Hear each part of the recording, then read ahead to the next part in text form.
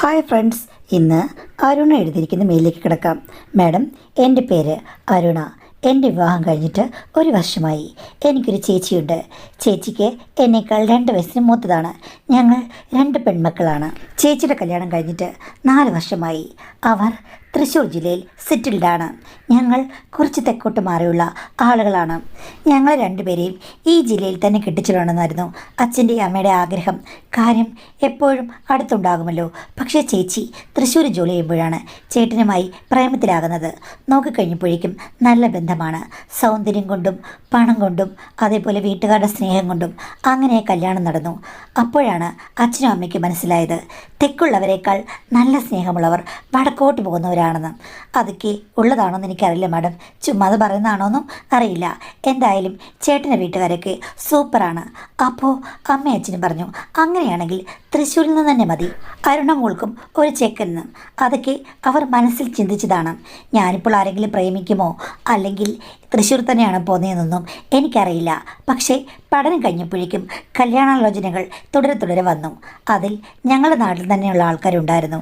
പക്ഷേ എന്തുകൊണ്ടോ അതൊന്നും ചേർന്ന് വന്നില്ല. പിന്നീടാണ് ചേട്ടനും ചേച്ചിയും കൂടി ഒരാലോചന കൊണ്ടുവന്നത്. അത് എനിക്കിഷ്ടപ്പെട്ടില്ല. പിന്നെയും ഒരാലോചന കൊണ്ടുവന്നു. പിന്നെ 3ാമത്തെ ആലോചന അവരുടെ നാടിനടുത്ത് തന്നെയുള്ള ഒരു സ്ഥലത്ത് നിന്നായിരുന്നു. അങ്ങനെ 3ാമത്തെ ആലോചന വന്നു കഴിഞ്ഞപ്പോഴേക്കും എനിക്കിഷ്ടപ്പെട്ടു. അതീവ സുന്ദരനായ ഒരു പയ്യൻ സ്വന്തമായി ഒരു ഫേം നടത്തുന്നു. നല്ല വരുമാനമുണ്ട്. പിന്നെ അമ്മായിമ്മയില്ല, അമ്മായച്ചൻ മാത്രമേ ഉള്ളൂ. 2 ചേച്ചിമാരുണ്ട്. അവരൊക്കെ കല്യാണം കഴിഞ്ഞ് വിദേശത്ത് സെറ്റിൽഡാണ്. ചുരുക്കം പറഞ്ഞു കഴിഞ്ഞാൽ അവിടുത്തെ വീട്ടമ്മ ഞാൻ മാത്രം എന്നുള്ള നിലയിലാണ്. പെട്ടെന്ന് കല്യാണം കഴിഞ്ഞു. ഇതിലും ഏറ്റവും അടുത്തൊരു അട്രാക്ഷൻ എന്താണെന്ന് വെച്ച് കഴിഞ്ഞാൽ ഏറ്റവും അടുത്ത് തന്നെയാണ് എൻ്റെ ചേച്ചിയുടെ വീട്. 10 മിനിറ്റ് അത്രയേ ഉള്ളൂ. ചേട്ടനെയും ചേച്ചി എപ്പോൾ വേണമെങ്കിലും പോയി കാണാം. അവർക്ക് എപ്പോൾ വേണമെങ്കിലും ഇങ്ങോട്ട് വരാം. അപ്പോൾ വീട്ടുകാർക്ക് സന്തോഷം. അങ്ങനെയാണ് കല്യാണം കഴിഞ്ഞ് മധുര സ്വപ്നങ്ങൾ ഉയരാടിക്കൊണ്ട് ഞാൻ ആ വീട്ടിലേക്ക് വലത്തുകാരെടുത്ത് വെച്ചത്. എൻ്റെ അമ്മായിപ്പനും എൻ്റെ ഭർത്താവും എൻ്റെ ഇഷ്ടങ്ങൾ നോക്കിയാണ് അവിടെ എല്ലാം സെറ്റ് ചെയ്യുന്നത്. ആദ്യത്തെ ദിവസവും അങ്ങനെയായിരുന്നു.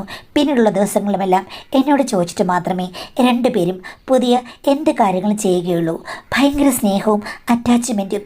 സത്യം പറഞ്ഞാൽ ഞാൻ ഭർത്താവിനെ ഒത്തിരി സ്നേഹിച്ചു പോയി.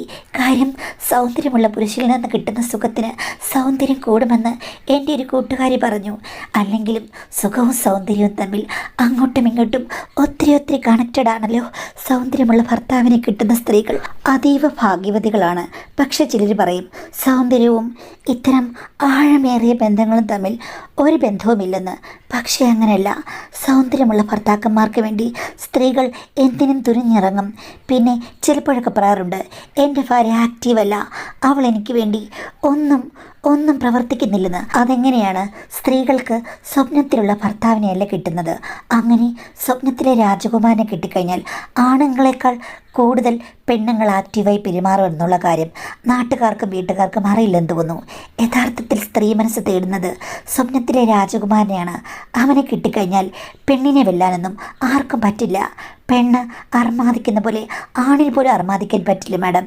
അത്തരമൊരു മനസ്ഥിതിയായിരുന്നു കല്യാണം കഴിഞ്ഞ ശേഷം എൻ്റെ ഭർത്താവ് എനിക്കെന്തൊക്കെ പകർന്നു നൽകിയിട്ടുണ്ടോ അതിലും കൂടുതൽ തിരുവാട്ടങ്ങൾ ഞാൻ ആടി. അത്തരമൊരു മനസ്സെനിക്കുണ്ട്. കാര്യം എൻ്റെ ഭർത്താവിൻ്റെ സൗന്ദര്യത്തിലും കഴിവിലും ഞാൻ മയങ്ങിയ സ്ത്രീയാണ്. ഇനിയും ഇതിലും വലുതൊന്നും വരാനില്ല, വലിയ സംഗതികളൊന്നും കിട്ടാനില്ല എന്നുള്ള മട്ടിലാണ് എൻ്റെ വിവാഹ ജീവിതം പോയത്. കല്യാണം കഴിഞ്ഞാൽ എല്ലാം ഒന്ന് ക്ലച്ച് പിടിച്ചു വരാൻ ഒത്തിരി കാലം എടുക്കുമെന്ന് പലരും പറഞ്ഞത് കേൾക്കാം. പക്ഷേ 2-3 ആഴ്ചയായി കഴിഞ്ഞപ്പോഴേക്കും ഞങ്ങൾക്ക് 2 പേർക്കും ഓക്കെ ആയിരുന്നു. പിന്നെ ചേട്ടനും ചേച്ചിയും ഇടയ്ക്കിടയ്ക്ക് സന്ദർശിക്കും. അവർ പിന്നെ പ്രേമിച്ചാണ് കല്യാണം കഴിച്ചതുകൊണ്ട് അവർക്കിടയിലും നല്ല കോർഡിനേഷനുണ്ട്. ചുരുക്കം പറഞ്ഞാൽ അവിടുത്തെ ജീവിതം വളരെ ആസ്വാദകരമായിരുന്നു. 4 വർഷമായിട്ടും ചേട്ടനും ചേച്ചിക്കും കുട്ടികളില്ല. അതിന് കാരണം ചേച്ചിക്ക് ഇപ്പോഴെങ്കിലും കുട്ടി വേണ്ട. 32 വയസ്സിന് ശേഷം ഒരു കുട്ടി അത് മതിയെന്നാണ് ചേച്ചി പറഞ്ഞത്. ഒരേ ഒരു കുട്ടി. കൂടുതൽ ബുദ്ധിമുട്ടാൻ വയ്യത്രേ. അത് അവരുടെ സ്വകാര്യമായ കാര്യം. എൻ്റെ ഭർത്താവിന് പക്ഷേ അങ്ങനെയൊന്നുമില്ല. എൻ്റെ ഹസ്ബൻഡ് എന്നോട് പറഞ്ഞത്, ഉണ്ടാകുമ്പോൾ ഉണ്ടാകട്ടെ, നമുക്ക് മറ്റൊന്നും ചിന്തിക്കാതെ മുന്നോട്ട് പോകാമെന്ന്. എൻ്റെ അച്ഛന് വീഴ്ചയിൽ ഒരു ക്ഷതം സംഭവിച്ചിട്ടുണ്ട്. അപ്പോൾ പുള്ളി കന്യാകുമാരി ഭാഗത്ത് ഒരു മർമ്മ ചികിത്സാ വിദഗ്ധനെയാണ് കാണിക്കുന്നത്.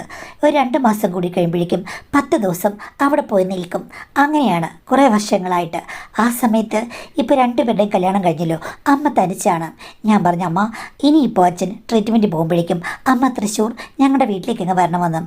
അമ്മ അച്ഛന് പറഞ്ഞു, അവിടെ തനിയെ നിൽക്കണ്ട, ഇങ്ങി പോരുമെന്ന് പറഞ്ഞു. അങ്ങനെയാണ് അമ്മ സ്ഥിരമായിട്ട് വന്ന് ഇവിടെ മിക്കവാറും നിൽക്കാൻ തുടങ്ങിയത്. കല്യാണത്തിൻ്റെ ഒരു 4 ആഴ്ച കഴിഞ്ഞപ്പോഴേ അമ്മയോട് ഒന്ന് 10 ദിവസം നിന്നായിരുന്നു. അത് കഴിഞ്ഞ് പിന്നെ 2 മാസം കഴിഞ്ഞപ്പം പിന്നെയും 10-15 ദിവസം നിൽക്കാൻ വേണ്ടിയിട്ട് അമ്മ വന്നു. ഇടയ്ക്ക് അമ്മ ചേച്ചിയുടെ വീട്ടിലേക്ക് പോകും, പക്ഷേ രാത്രിയിൽ ഇവിടെയാണ്. പിന്നെ ചേച്ചി ചേട്ടനുമൊക്കെ വൈകുന്നേരം ആകുമ്പോഴേക്കും ഇവിടെ വരികയും ചെയ്യും. എൻ്റെ അമ്മയും അമ്മായച്ചനൊക്കെ തമ്മിൽ നല്ല സൗഹൃദമാണ് ഉള്ളത്. ഭയങ്കര സ്നേഹവും ബഹുമാനമൊക്കെ പരസ്പരം കാണിക്കുകയും ചെയ്യും. അമ്മ വരുന്നത് അമ്മായച്ചനും കംഫർട്ടബിളാണ്. ഇതിനിടയ്ക്കാണ് ഞാൻ ഒരു സംഭവത്തിന് ദൃക്സാക്ഷിയാകേണ്ടി വന്നത്. ഹസ്ബൻഡ് ചിലപ്പോൾ പുറത്തു പോകുന്ന സമയത്ത് 2-3 മണിക്കൂറൊക്കെ ഓഫീസിലേക്ക് വന്നിരിക്കാൻ അദ്ദേഹം പറയാറുണ്ട്. അപ്പോൾ ഒരു ദിവസം ഞാൻ പോയിട്ട് 2 മണിയായപ്പോഴേക്കാണ് വീട്ടിലേക്ക് വന്നത്. അകത്തേക്ക് കയറിക്കഴിഞ്ഞ് ഞാൻ അടുക്കള വശത്തേക്ക് ചെന്നു. അമ്മ മിക്കാറും അവിടെ ആയിരിക്കും എന്നെനിക്ക് തോന്നി. ഞാൻ വരാറാകുന്നുണ്ടല്ലോ, അതുകൊണ്ട് എന്തെങ്കിലും ഉണ്ടാക്കി വെക്കും ഫ്രഷായിട്ട് അതിനു വേണ്ടി. പക്ഷേ ഞാൻ ചെന്ന് കഴിഞ്ഞപ്പോഴേക്കും അടുക്കളയിൽ അമ്മയെ കണ്ടില്ല. അടുക്കളയുടെ അപ്പുറത്തേക്ക് ഞാൻ ചെന്ന് നോക്കിക്കഴിഞ്ഞപ്പോഴേക്കും അവിടെ തുണിയൊക്കെ നനച്ചിടാൻ ഒരു സ്ഥലമുണ്ട്. ആ ഭാഗത്ത് ചെന്ന് കഴിഞ്ഞപ്പോഴേക്കും ആ കാഴ്ച കണ്ട് ഞാൻ അത്ഭുതപ്പെട്ടു പോയി. കാര്യം അമ്മായച്ചനും അമ്മായിമ്മയും ചേർന്ന് നിൽക്കുകയാണ്. അമ്മയുടെ കൈ അവിടെ അളവ് കോലുകൾ മേൽ എന്തൊക്കെയോ മെഷർമെൻറ്റ് നോക്കിയാണെന്ന് എനിക്ക് തോന്നുന്നു. അച്ഛൻ്റെ കൈകൾ പോയും രണ്ടും കൂടി കണ്ടത് എനിക്ക് ഒരു നിമിഷം മാത്രമേ ഓർമ്മയുള്ളൂ. തല കറങ്ങുന്ന പോലെ തോന്നി. 2 പേരും ശബ്ദമുണ്ടാക്കിക്കൊണ്ട്, അതായത് സ്വാഭാവികമായുള്ള ചില കാര്യങ്ങൾ പറഞ്ഞുകൊണ്ട് തന്നെ ഇങ്ങനെ ആക്ട് ചെയ്യുകയാണ്. അഥവാ ഇനിയിപ്പോൾ ആരെങ്കിലും വന്നു കഴിഞ്ഞാലും അവരുറക്കെ സംസാരിക്കുന്നുണ്ടല്ലോ, ആരും ഒരു പ്രശ്നം ഉണ്ടാക്കില്ലെന്ന് വിചാരിച്ചാണോ എന്താണെന്നറിയില്ല. സാധാരണ പ്രേമവചനങ്ങളോ മറ്റെന്തെങ്കിലും പറഞ്ഞുകൊണ്ടല്ലേ. ഇതങ്ങനെയല്ല. സാമാന്യം ഉറക്കെ സാധാരണ വിവരങ്ങൾ സംസാരിച്ചുകൊണ്ട് ഇങ്ങനൊരു ആക്ട്. വലിയ കള്ളനും കള്ളിയല്ലേ അവരെന്ന് എനിക്ക് തോന്നിപ്പോയി. ഞാൻ പെട്ടെന്ന് വാതുക്കലേക്ക് ഓടി, എന്ന് വെച്ചാൽ മുൻ വാതുക്കലേക്ക്. അവിടെ നിന്ന് ഞാൻ പിന്നെ അമ്മയെ വിളിച്ചുകൊണ്ടാണ് കയറി വന്നത്. അപ്പോഴേക്കും അമ്മ എല്ലാം നിർത്തി അടുക്കളയിലേക്ക് വന്നു. ആ മോളേടി, പപ്പടം കൂടെ അങ്ങ് പൊരിച്ചാൽ മതി, എല്ലാം അങ്ങ് റെഡിയായി എന്ന് പറഞ്ഞു. ഞാൻ വെറുതെ അമ്മയോട് ചോദിച്ചു, അമ്മേ വഴുതനങ്ങ മൂപ്പിച്ചോന്ന്. അമ്മ ചോദിച്ചു, വഴുതനങ്ങയോ? അതെ, അമ്മ വഴുതനങ്ങ മൂപ്പിച്ചില്ലേ? ഇത്ര നേരം എന്തെടുക്കുകയായിരുന്നു എന്ന് ചോദിച്ചു. ഉള്ളിൻ്റെ ഉള്ളിൽ രസിച്ചുകൊണ്ടോ ദേഷ്യം കൊണ്ടോ ആണ് ഞാൻ ചോദിച്ചത്. ഞാൻ പിന്നെ വഴുതനങ്ങ ഇങ്ങനെ വലുതായിട്ട് അരിഞ്ഞ് മസാല പുരട്ടി വെച്ചിരുന്നു. അതൊന്ന് മൂപ്പിച്ചെടുത്തു കഴിഞ്ഞാൽ നല്ലതാണ്, എനിക്കത് ഒത്തിരി ഇഷ്ടമാണ്. എവിടെ വഴുതനങ്ങ? വഴുതനങ്ങയുടെ കാര്യമൊന്നും നീ പറഞ്ഞിട്ടില്ലോ എന്ന് പറഞ്ഞു. ആ, പറഞ്ഞില്ലെങ്കിലും അമ്മ കണ്ടില്ലേ എന്ന് ചോദിച്ചു. അമ്മ പറഞ്ഞു, ഞാൻ കണ്ടില്ല, ഞാൻ വിഷയം മാറ്റി. ഞാൻ ദേ ഫ്രിഡ്ജ് എടുത്ത് വെച്ചിട്ടുണ്ടായിരുന്നില്ല മസാല പുരട്ടി, അത് പറഞ്ഞിട്ട് പോണ്ടേ, ഞാനൊന്നും കണ്ടില്ല എന്ന് പറഞ്ഞ് അമ്മ പെട്ടെന്ന് ഭക്ഷണം വിളമ്പാൻ വേണ്ടിയിട്ട് പോയി. ഇവർ വഴുതനങ്ങ കണ്ടില്ല, ആ ഫ്രിഡ്ജിലിരിക്കുന്നത് കണ്ടില്ലെന്നേ ഉള്ളൂ എന്ന് ഞാൻ മനസ്സിൽ വിചാരിച്ചു. പക്ഷേ ഇത് അമ്മയോട് ചോദിക്കാൻ പറ്റുമോ? എനിക്ക് അത്രയും വലിയ ധൈര്യമൊന്നുമില്ല. ഇതിപ്പോൾ ആരോടും പറയാൻ പറ്റില്ലല്ലോ, ഹസ്ബൻഡിനോട് പറയാൻ പറ്റില്ല, അത് കുഴപ്പമാകും. ഞാനിനി ഇതാരോടാണ് പറയുന്നത്? എൻ്റെ ഉള്ളിലിരുന്ന് ഈ രഹസ്യം ഇപ്പം തന്നെ പൊട്ടിപ്പോകുമെന്ന് എനിക്കങ്ങ് തോന്നിപ്പോയി. ആരോടെങ്കിലും പറഞ്ഞേ പറ്റൂ എന്നുള്ളൊരവസ്ഥ എൻ്റെ മനസ്സിലേക്ക് വന്നു. ആരോട് പറയണം, ആരോട് ഷെയർ ചെയ്ത് കഴിഞ്ഞാൽ ഇത് രഹസ്യമാക്കി വെക്കും? എനിക്ക് ഒരു പിടിയും കിട്ടിയില്ല. എനിക്ക് ആ സമയത്ത് തോന്നിയ ഒരു ബുദ്ധിയാണ്, എന്നാൽ ഈ ആളോട് ഷെയർ ചെയ്യാം. ഇതെൻ്റെ ചേച്ചിയോട് പറയാം, അല്ലാതെ ആരോട് പറയാനാണ്? കുടുംബത്തിലെ കാര്യമല്ലേ. ചേച്ചിയാണെങ്കിൽ ഞാനുമായി കുറച്ച് സൗഹൃദ മനോഭാവത്തിലാണ്. അത്യാവശ്യം ഈ കാര്യങ്ങളൊക്കെ വേണമെങ്കിൽ പറയാം. അപ്പോൾ അമ്മയുടെ കാര്യം കേൾക്കുമ്പോൾ ചേച്ചി എങ്ങനെയാകും പ്രതികരിക്കുക? ഒരു പിടിയുമില്ല. പിറ്റേ ദിവസം ഞാൻ അങ്ങോട്ട് വരികയാണെന്നും നമുക്ക് പുറത്തോട്ട് പോകാമെന്നും ഒരു അത്യാവശ്യ കാര്യം സംസാരിക്കുന്നുണ്ട്, ഫോണിൽ പറയാൻ പറ്റില്ലെന്നും പറഞ്ഞു. അങ്ങനെ ചേച്ചി ഞാനും കൂടെ സൂപ്പർ മാർക്കറ്റിലാണെന്ന് പറഞ്ഞ് ഒന്നിറങ്ങി മാഡം. എന്നിട്ടാണ് ഞാൻ ചേച്ചിയോട് കാര്യങ്ങൾ പറഞ്ഞത്. ചേച്ചി അത് കേട്ട് മൂക്കത്ത് വിരൽ വെച്ചു. എൻ്റെ ദൈവമേ, അമ്മയുടെ കാര്യമാണോ നീ പറയുന്നത്? പറയുന്നത്? ഞാൻ പറഞ്ഞു, അതെ എടി, അമ്മ വർഷങ്ങളായി നിരാശയിലാണെന്ന് എനിക്ക് തോന്നിയിട്ടുണ്ട്. അച്ഛന് ആക്സിഡൻറ്റ് പറ്റിയില്ലയോ, അത് കഴിഞ്ഞതിൽ പിന്നെ എന്തൊക്കെയോ പ്രശ്നങ്ങൾ അവർ തമ്മിലുണ്ട്. ഒരു ദിവസം അമ്മ ഇത്തിരി കൂടിയ ഡോസുള്ളൊരു തെറി അച്ഛനോട് പറഞ്ഞത് ഞാൻ കേട്ടു. നമ്മുടെ ചെറുപ്പകാലത്തൊന്നും ഞാൻ ഒരിക്കലും കണ്ടിട്ടില്ല. ഒരു പക്ഷേ അച്ഛന് കാര്യകർമ്മങ്ങൾ കൃത്യമായ രീതിയിൽ നിർവഹിക്കാൻ പറ്റാത്തതിൻ്റെ വല്ല ഫ്രസ്ട്രേഷനും കാണുമായിരിക്കാം. എന്നാലും അമ്മയും നമ്മളെപ്പോലുള്ള സ്ത്രീ അല്ലേടി. നമ്മുടെ ഭർത്താക്കന്മാരോട് എങ്ങനെയാണ് പെരുമാറുന്നത്, നമ്മുടെ ഭർത്താക്കന്മാർ നമ്മളോട് എങ്ങനെയാണ് എന്നൊക്കെ നമുക്കല്ലേ അറിയുകയുള്ളൂ. അവനവൻ്റെ അടച്ചിട്ട മുറിയിൽ എന്താ നടക്കുക എന്നുള്ളത് അതിനുള്ളിലുള്ള ആൾക്കാർക്ക് മാത്രമല്ലേ അറിയുകയുള്ളൂ.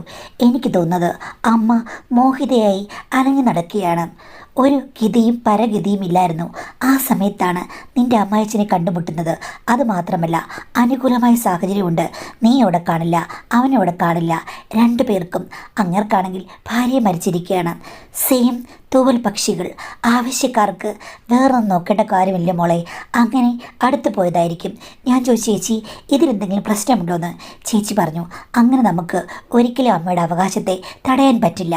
അമ്മയ്ക്ക് ഇഷ്ടമുണ്ടായിട്ടാണല്ലോ. ഇനിയിപ്പോൾ വേറെ പ്രശ്നങ്ങളൊന്നും ഉണ്ടാകാനോ അബദ്ധം പറ്റാനും പോകുന്നില്ല. ആകെ ഒരു കാര്യം, നിൻ്റെ ഭർത്താവ് അറിഞ്ഞു കഴിഞ്ഞാൽ, നമ്മുടെ ആരെങ്കിലും അറിഞ്ഞു കഴിഞ്ഞു കഴിഞ്ഞാൽ അത് പ്രശ്നമാകും. അതേ ഉള്ളൂ. അതുകൊണ്ട് തൽക്കാലം നീ ശ്രദ്ധിക്കാതിരിക്കുക. അത്രേ ചെയ്യേണ്ടുള്ളൂ. അല്ലാതെ ആരോടും നീ ഇത് പറയരുതെന്ന് പറഞ്ഞു. ഞാൻ പറഞ്ഞില്ല, പറയില്ല എന്ന്. പക്ഷേ മാഡം, എൻ്റെ ചേച്ചി അത് സ്വന്തം ഭർത്താവിനോട് പറഞ്ഞു. ചേട്ടൻ പിന്നീട് എന്നെ ഫോൺ വിളിച്ചിട്ട്, മോളെ നിൻ്റെ ചേച്ചി വള്ളിപുള്ളി വിടാതെ എല്ലാം പറഞ്ഞു. അമ്മ ഒരു ജഗജില്ലാടിയാണെന്ന് തോന്നല്ലോ, ഇപ്പോഴും ആക്റ്റീവാണോടി എന്ന് ഒരാഴ്ച കഴിഞ്ഞപ്പോൾ എന്നോട് ചോദിച്ചു. ആ ചോദ്യം കേട്ട് ഞാൻ ഞെട്ടിപ്പോയി. ചേട്ടൻ അങ്ങനെ എന്നോടൊന്നും പറയുന്നതല്ല. ചെറിയ ചെറിയ തമാശകളൊക്കെ പറയും. എങ്കിലും ഇങ്ങനെ വിളിച്ച് മുഖവരെയൊന്നും കൂടാതെ പറഞ്ഞു കഴിഞ്ഞപ്പോഴേക്കും ഞാനങ്ങ് ഞെട്ടിപ്പോയി. ഈ വാർത്തയെല്ലാം പുറത്താക്കിയത് ഞാനാണെന്ന് എല്ലാവരും അറിഞ്ഞു കഴിഞ്ഞാൽ അമ്മയ്ക്ക് എന്നോട് ദേഷ്യം തോന്നും, ഭർത്താവിനും അമ്മായപ്പനും എല്ലാം തോന്നും. അവസാനം ഞാൻ കുറ്റക്കാരിയായി മാറും എന്ന് എനിക്ക് തോന്നി. ഞാൻ ചേച്ചിയെ വിളിച്ച് ഓരോന്നൊക്കെ പറഞ്ഞു. അപ്പോൾ ചേച്ചി പറഞ്ഞു, എടി ഭർത്താവുമായിട്ട് അടുത്ത് കഴിഞ്ഞപ്പോഴേക്കും അറിയാതെ ഞാനങ്ങ് തുറന്ന് പറഞ്ഞു പോയതാണ്. എനിക്കറിയില്ല, ചേട്ടനോട് ഒന്നും എനിക്ക് മറക്കാൻ പറ്റില്ല. മറക്കാൻ പറ്റില്ലെങ്കിൽ നിങ്ങൾ എന്തിനാണ് ഇതൊക്കെ കേൾക്കാൻ പോയത്? എന്നിട്ട് എന്നോട് പറഞ്ഞത് ആരോടും പറയരുതെന്ന്. ഇങ്ങനെയായിരുന്നെങ്കിൽ എൻ്റെ ഭർത്താവിനോട് അങ്ങ് പറഞ്ഞാൽ മതിയായിരുന്നല്ലോ എന്ന് പറഞ്ഞു. അപ്പോൾ ചേച്ചി പറഞ്ഞു, നിൻ്റെ ഭർത്താവിനോട് നീ ഒന്ന് പറഞ്ഞു നോക്ക്, അവൻ്റെ ആറ്റിറ്റ്യൂഡ് എന്താണെന്നും. ഈ വീട്ടിൽ രണ്ടുപേരും കൂടി ഇങ്ങനെയാണെങ്കിൽ അവനും കാണാൻ സാധ്യതയുണ്ടല്ലോ. പൊതുവെ പെണ്ണുങ്ങൾക്കൊരു സ്വഭാവം വീക്ക്നെസ്സും ഉണ്ടല്ലോ. ഭർത്താക്കന്മാരടുത്ത് വന്ന് സ്നേഹം പ്രകടിപ്പിക്കുമ്പോൾ ഇല്ലാത്തതും പൊല്ലാത്തതും മനസ്സിലിരിക്കുന്നതും ഒക്കെ അങ്ങ് പറയും. പാരയാണെന്ന് അറിയാമെങ്കിൽ കൂടി അങ്ങ് പറഞ്ഞു പോകും. അതുകൊണ്ട് ചേച്ചിയോർത്ത് ധൈര്യത്തിൽ ഹസ്ബൻഡിനോട് ഞാൻ അന്ന് രാത്രി കാര്യങ്ങളെല്ലാം തുറന്നു പറഞ്ഞു. അത് കേട്ട് കഴിഞ്ഞപ്പോഴേക്കും ഭർത്താവിന് യാതൊരു ഞെട്ടലുമില്ല. അങ്ങനെ തന്നെ ഇരിക്കുകയാണ്. ഞാൻ കുലുക്കി വിളിച്ചു, ചേട്ടാ എന്താ ഷോക്കായിപ്പോയോ? ചേട്ടൻ എന്താ ഒന്നും പറയാത്തതെന്ന്. അപ്പോൾ ചേട്ടൻ പറഞ്ഞു, എടി ഞാൻ ഷോക്കായൊന്നുമില്ല, ഇത് നിന്നോടെങ്ങനെ അവതരിപ്പിക്കണമെന്ന് ഞാൻ ആലോചിച്ചിരിക്കുകയായിരുന്നു. ഞാൻ ചോദിച്ചു, നിങ്ങൾക്ക് നേരത്തെ അറിയാമോന്ന്. ഞാൻ ഇതൊന്നുമല്ല കണ്ടത്, യഥാർത്ഥത്തിലുള്ള സംഭവങ്ങൾ ഞാനങ്ങ് കണ്ടു. പിന്നീട് അവർ കുസൃത്തരങ്ങൾ കാണിച്ചതാണ് നീ കണ്ടത്. ഇവിടെ മോളെ എല്ലാ കാര്യങ്ങളും നടന്നു കഴിഞ്ഞു. നിങ്ങൾ എന്തൊക്കെയായി പറഞ്ഞത്? എടി ഒരു ദിവസം രാത്രി ഇറങ്ങി കഴിഞ്ഞപ്പോഴേക്കും ശബ്ദ കോലാഹലം കേട്ട് ഞാനൊന്ന് നോക്കിയടി. പപ്പയുടെ മുറി നോക്കുമ്പോഴേക്കും കാര്യങ്ങൾ കാണാമല്ലോ, നിനക്കറിയാമല്ലോ, വലിയൊരു താക്കോൽ പഴുതാണ്. അതിൽ കൂടെ ഞാൻ കണ്ടു രണ്ടുപേരും ഒട്ടും മോശമല്ല. സത്യം പറഞ്ഞാൽ നമ്മൾ ഒത്തിരി പിന്നോക്കമാണ്. അവരങ്ങനല്ല, അവർ വളരെയധികം മുന്നോട്ട് പോകുന്നവരാണ്. എക്സ്പീരിയൻസിൻ്റെ ഒരു തരംഗങ്ങൾ അവരിൽ കാണാനുണ്ടെന്ന് പറഞ്ഞു. അപ്പോൾ നിങ്ങൾക്ക് ഒന്നും തോന്നിയില്ലേ? കണ്ടപ്പം അയ്യെന്ന് എനിക്ക് തോന്നി. പിന്നെ പരസ്പര സമ്മതപ്രകാരമാണല്ലോ, അതിലൊക്കെ നമ്മൾ ഇടപെടേണ്ട കാര്യമുണ്ടോ? എന്തെങ്കിലും പ്രശ്നങ്ങൾ ഉണ്ടാകുകയാണെങ്കിൽ അപ്പോൾ നമുക്ക് നോക്കാം. തൽക്കാലം അവരുടെ കാര്യം രഹസ്യമായിട്ട് പോയിക്കോട്ടെ.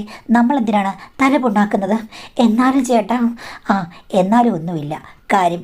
ഇനിയിപ്പം നമ്മളിതൊക്കെ പറഞ്ഞ് അവരെ അകറ്റാനോ അടുപ്പിക്കാനോ ഒന്നും പോകേണ്ട കാര്യമില്ല.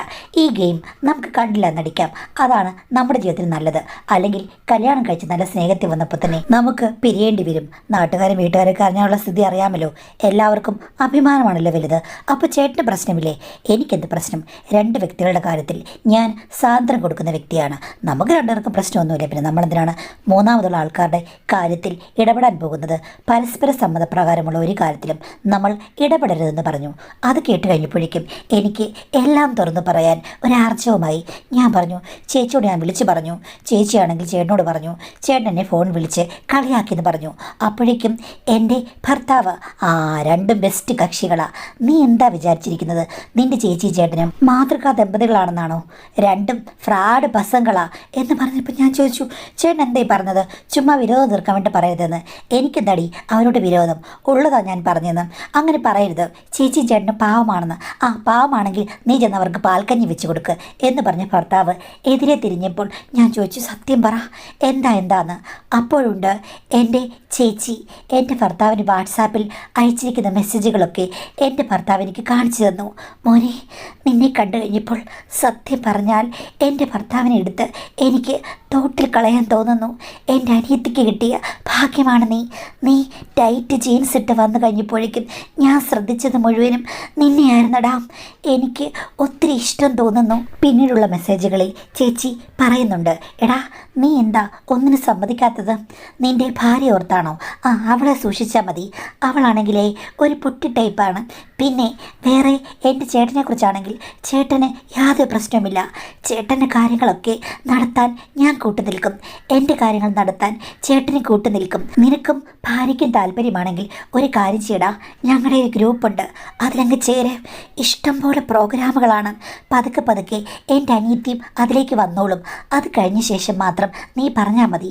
നമ്മളെല്ലാം ഒരേ സർക്കിളിലുള്ള ആൾക്കാരാണെന്ന്. അത് കഴിഞ്ഞ പിന്നെ നിനക്ക് യഥേഷ്ടം എൻ്റെ അടുത്തേക്ക് വരാം. അതുപോലെ ചേട്ടനും അവളെ ഒത്തിരി ഇഷ്ടമാണ്. ചേട്ടൻ്റെ കാര്യങ്ങൾ നടന്നു പോകും. നമ്മൾ 4 പേരും കൂടി ഒന്നിച്ച് നിൽക്കാമെങ്കിൽ ഒരു പ്രശ്നവുമില്ലടാ. ആരും ഒന്നും അറിയില്ല. ഈ കാലത്ത് എല്ലാം മുറുക്കെ പിടിച്ച് നടന്നാൽ എന്താടാ ഗുണം? മാക്സിമം എൻജോയ് ചെയ്യണം. കുട്ടികളൊന്നും ഇപ്പോഴേ വേണ്ട കേട്ടോ, ഒത്തിരി ശ്രദ്ധിക്കണേ എന്നൊക്കെ പറഞ്ഞ് കൊഞ്ചലും കുഴയിലുമായിട്ട് എൻ്റെ ഹസ്ബൻഡൊക്കെ ഓക്കെ ചേച്ചി, ചേച്ചി എന്നൊക്കെ പറഞ്ഞ് തിരിച്ച് മെസ്സേജ് വായിച്ചിട്ടുണ്ട്. ഓഹോ, അപ്പം ഒത്തിരി കാലമായിട്ട് നടക്കുന്നുണ്ട്. എന്നിട്ട് നിങ്ങൾ ഇത്രയും നാളത്തെ ചാറ്റ് എന്നോട് പറഞ്ഞു. ഞാൻ നിങ്ങളുടെ ഫോൺ എടുത്ത് നോക്കുന്നതാണല്ലോ. ഇതെല്ലാം എവിടെ കിടന്നു? അതൊക്കെ ഞാൻ ഹൈഡ് ചെയ്ത് വെച്ചിരിക്കുകയായിരുന്നു. നിൻ്റെ ചേച്ചി എവിടെ വരെ പോകുന്നു ഞാൻ നോക്കട്ടെ എന്ന് വിചാരിച്ചാണ്. ഒരു ദിവസം എന്തെങ്കിലും ഒരു കാരണം കാണും നിൻ്റെ ചേച്ചിയുടെ സ്വഭാവം പുറത്തു വരാൻ. അന്ന് പറയാമെന്ന് ഞാൻ വിചാരിച്ചു. അത്രേ ഉള്ളൂ, അല്ലാതെ വേറൊന്നുമില്ലെന്ന് പറഞ്ഞു. ഇതെല്ലാം കേട്ട് ഞാൻ ശരിക്കും ഞെട്ടിപ്പോയി. ഇനിയിപ്പം എൻ്റെ ചേച്ചിയെ കുറ്റം പറയാൻ പറ്റുമോ? ഞാൻ ഭർത്താവിനെ കുറ്റം പറയാൻ തുടങ്ങി. നിങ്ങളും ശരിയല്ല, നിങ്ങളുടെ അച്ഛനും ഇങ്ങനെ സ്വഭാവം ഉണ്ടെന്ന്. അപ്പോൾ ഹസ്ബൻഡ് പറഞ്ഞു, നിൻ്റെ അമ്മയ്ക്കും ആ സ്വഭാവം ഉണ്ടല്ലോ, നിൻ്റെ ചേച്ചിക്കും അവിടെ സ്വഭാവമുണ്ട്. ആ വീട്ടിൽ 2 പേർക്ക് ആ സ്വഭാവമുണ്ട്. അപ്പം മൂന്നാമത് നിനക്ക് ആ സ്വഭാവം കാണില്ലെന്ന് ആര് പറഞ്ഞു? നീ എന്തിനാണ് എന്നെ കുറ്റപ്പെടുത്തുന്നത് എന്ന് പറഞ്ഞ് ഞങ്ങൾ 2 പേരും കൂടി അന്ന് മുട്ടമഴക്കായിരുന്നു. 2 പേരും കൂടെ പിണങ്ങി 2 സൈഡിലേക്ക് തിരിഞ്ഞു കിടന്നു. പക്ഷേ എൻ്റെ മനസ്സ് സംഘർഷമായിരുന്നു. ഇവിടെ നടക്കുന്നത് എന്താണ്? എൻ്റെ ചേച്ചിയുടെ എന്തെങ്കിലും ഫീച്ചേഴ്സിൽ എൻ്റെ ഭർത്താവിന് താല്പര്യം കാണുമോ? അതുകൊണ്ടായിരിക്കുമല്ലോ അത് ഹൈഡ് ചെയ്ത് വെച്ചിരുന്നത്. ഇത്രയും നാളത് സൂക്ഷിച്ചു. എതിർത്തൊന്നും പറഞ്ഞിട്ടില്ല, ബ്ലോക്ക് ചെയ്തിട്ടില്ല. ചേച്ചി ചേച്ചി എന്ന് പറഞ്ഞു. പിറ്റേ ദിവസം എന്നോട് സംസാരിക്കാൻ വന്നപ്പോൾ ഞാൻ തുറന്നു ചോദിച്ചു, സത്യം പറ, ചേച്ചി പറഞ്ഞ ഓഫറിൽ നിങ്ങൾക്ക് താല്പര്യമില്ലേ എന്ന് പറഞ്ഞപ്പോൾ പുള്ളി എന്നോട് പറയുകയാണ്, താല്പര്യമുണ്ട്. നമ്മുടെ കല്യാണം കഴിഞ്ഞ് കുറച്ച് നാളത്തേക്ക് നമുക്ക് സമാനത്തോടെ ജീവിക്കാം. നീ ഒന്ന് ഗർഭിണിയാകട്ടെ, ആ സമയത്ത് എന്തെങ്കിലും മാർഗമുണ്ടോ എന്ന് നോക്കാം എന്ന് വിചാരിച്ച് ചേച്ചിയെ ഞാനവിടെ സ്റ്റോപ്പ് ചെയ്ത് നിർത്തിയിരിക്കുകയാണെന്ന് പറഞ്ഞു. അത് പറഞ്ഞ് ഞങ്ങൾ പിന്നെയും വഴക്കായി. അപ്പോൾ ഹസ്ബൻഡ് പറഞ്ഞു, വഴക്കുണ്ടാക്കിയിട്ടൊരു കാര്യമില്ല. അവർ 2 പേരും അവരുടെ ഇഷ്ടത്തിൽ അങ്ങോട്ടും ഇങ്ങോട്ടും നല്ല രീതിയിൽ കോർഡിനേഷൻ ഉണ്ടായി. അവർ പോയി രസിക്കുന്നു. അച്ഛനും അമ്മയും അവർ 2 പേരും അവരുടെ കാര്യം നോക്കി. നമ്മൾ 2 പേരും കൂടെ അവരുടെ കാര്യം പറഞ്ഞ് അങ്ങോട്ടും ഇങ്ങോട്ടും അടി കൂടുന്നു. ഇവിടെ ആർക്കാ നഷ്ടം, ആർക്കാ സന്തോഷം പോകുന്നത്? നീ ഒന്ന് ആലോചിക്കാൻ പറഞ്ഞു. ആലോചിച്ച് നോക്കിയപ്പോൾ എനിക്ക് മനസ്സിലായി, വഴക്കുണ്ടാക്കണ്ട, ചേച്ചിയുടെ കാര്യങ്ങളൊക്കെ എവിടെ വരെ പോകുന്ന നോക്കട്ടെ. ഞാൻ പറഞ്ഞു, നീ ചാറ്റ് നിങ്ങൾ ഹൈഡ് ചെയ്യേണ്ട, ചേച്ചിയോട് ചുമ്മാ സംസാരിക്കൂ, ചേച്ചി എന്താ ചെയ്യുന്നതെന്ന് അറിയാമല്ലോ എന്ന്. അപ്പോൾ പോസിറ്റീവായിട്ട് ഹസ്ബൻഡ് സംസാരിക്കാൻ തുടങ്ങി കഴിഞ്ഞപ്പോഴേക്കും ചേച്ചി ചില ചിത്രങ്ങൾ അയച്ചു കൊടുക്കാൻ തുടങ്ങി. എന്നിട്ട്, എടാ എൻ്റെ അനിയത്തേക്കാൾ മെച്ചമല്ലേ ഞാൻ? എനിക്ക് അവളേക്കാൾ നല്ല ഫീച്ചേഴ്സ് ഇല്ലേ? അവളേക്കാൾ സുന്ദരി ഞാനല്ലേ? ഇത് കാണുമ്പോൾ നിനക്ക് ഓടി വരാൻ തോന്നുന്നില്ലേ എന്നൊക്കെ ചോദിക്കുന്നുണ്ട്. ഞാൻ അതിന് മറുപടി ടൈപ്പ് ചെയ്യും, ഓടി വരാൻ ചേച്ചി, ഇവള് ഒന്ന് മെരുങ്ങട്ടെ, എല്ലാം പറഞ്ഞ് ഞാൻ ശരിയാക്കാം, ചേച്ചി വെയിറ്റ് ചെയ്യേ എന്നൊക്കെ ഞാൻ തന്നെയാണ് ഭർത്താവിന് വേണ്ടി ടൈപ്പ് ചെയ്യുന്നത്. ആ സമയത്ത് ഒരു ദിവസം ചേച്ചി ചേച്ചി ഒരു ഫോട്ടോ അയച്ചു. ആ ഫോട്ടോ കണ്ട് ഞാനും ചേട്ടൻ ഞെട്ടിപ്പോയി. ചേട്ടൻ്റെ ഫോട്ടോ ആണെന്ന് മനസ്സിലായി. താഴെ ചേച്ചി എഴുതിയിരിക്കുകയാണ്, സ്വന്തം അനിയത്തിയെ പ്രതീക്ഷിച്ച് അദ്ദേഹം ഇരിക്കുകയാണ്.